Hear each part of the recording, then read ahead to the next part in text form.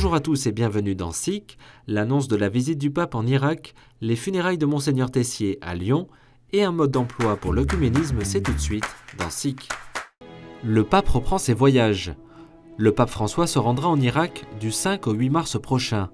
Il visitera Bagdad, la plaine d'Our, Erbil, Mossoul et Karakoche dans la plaine de Ninive pour son premier voyage apostolique depuis novembre 2019 et le début de la pandémie.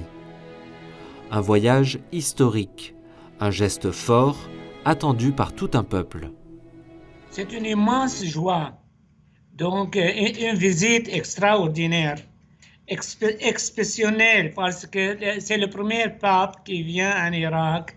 Cette visite nous apporte de la solidarité, mais aussi un mot de fraternité, la fraternité qui est si chère au cœur du pape. Merci. Merci, Père Henri. Avec votre corps, c'est tout notre amour que vous emportez en terre d'Algérie. C'est aussi notre amour pour l'Église d'Algérie et pour le peuple algérien tout entier que nous vous demandons de véhiculer avec vous. Grande émotion en la primatiale Saint-Jean-Baptiste à Lyon pour la messe de funérailles de Monseigneur Henri Tessier, l'ancien archevêque d'Alger, ce samedi.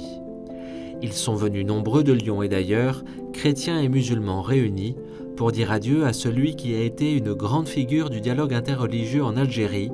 Le corps de Monseigneur Tessier a franchi une dernière fois la Méditerranée pour rejoindre Alger, où il sera enterré mercredi dans la basilique Notre-Dame d'Afrique, aux côtés du cardinal Duval.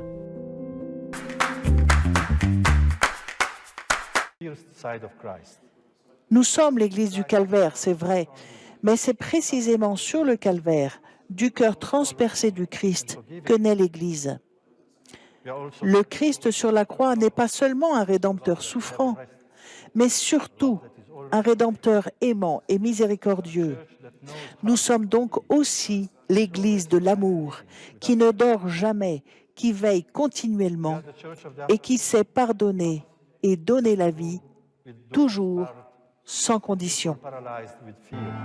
Samedi, les mots de Monseigneur Pizzaballa lors de sa première messe en tant que patriarche latin de Jérusalem ont résonné de manière particulière dans la basilique du Saint-Sépulcre de Jérusalem.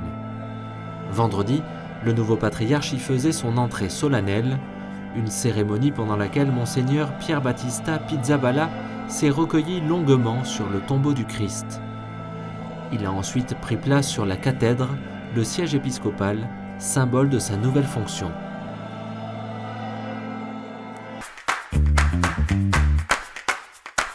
Un guide pour vivre l'œcuménisme. Il est paru ce vendredi et a été préparé pendant 3 ans par le Conseil pontifical pour la promotion de l'unité des chrétiens.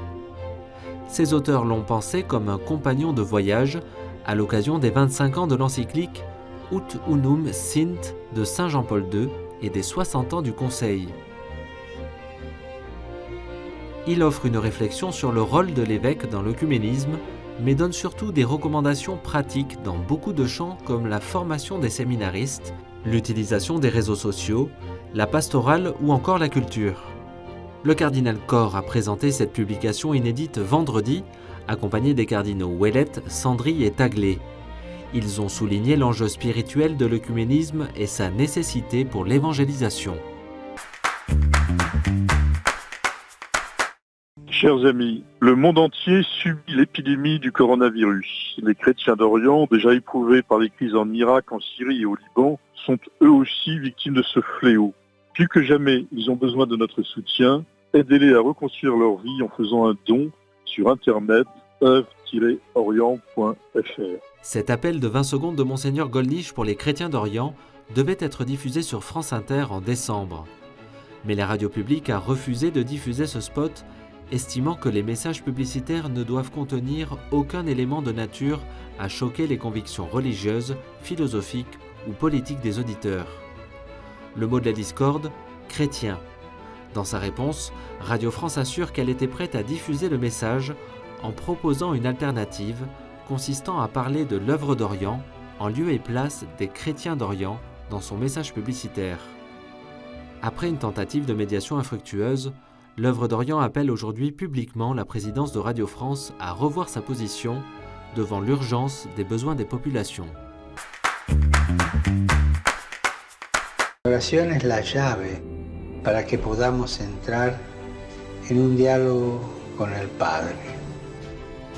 Cada vez que leemos un pequeño pasaje del Evangelio, escuchamos a Jesús que nos habla. Conversamos con Jesús. Escuchamos a Jesús y respondemos. Y esto es la oración. La nouvelle vidéo du pape pour le mois de décembre est sortie. Le pape encourage les fidèles à une proximité avec Jésus dans la prière et insiste sur l'importance du dialogue avec Dieu par la lecture des Saintes Écritures. En ce temps de pandémie, il rappelle que la prière transforme la réalité et elle change nos cœurs. Dernièrement, le réseau mondial de prière du pape, confié à la Compagnie de Jésus et qui diffuse les intentions mensuelles du Saint-Père dans le monde entier, est devenu une fondation vaticane. Ces nouveaux statuts entreront en vigueur le 17 décembre prochain.